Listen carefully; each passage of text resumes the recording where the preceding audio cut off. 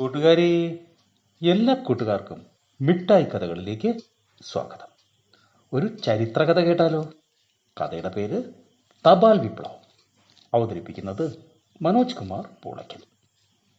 ആധുനിക American ഐക്യനാടുകളുടെ സ്ഥാപകരിലൊരാളായ Benjamin Franklin അമേരിക്കയിലെ ആദ്യത്തെ പോസ്റ്റ് മാസ്റ്റർ ജനറൽ ആയിരുന്നു.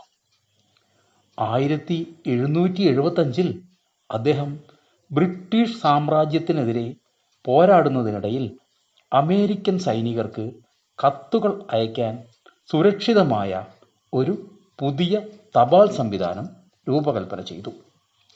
യുദ്ധകാലത്തും ആശയവിനിമയം എത്രത്തോളം പ്രാധാന്യമാണെന്ന് അദ്ദേഹം തെളിയിച്ചു.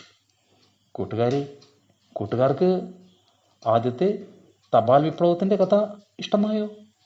എങ്കിൽ പുതിയൊരു കഥയുമായി നമുക്ക് നാളെ കാണാം. എല്ലാവർക്കും നല്ലൊരു ദിനം ആശംസിക്കുന്നു. Story uncle.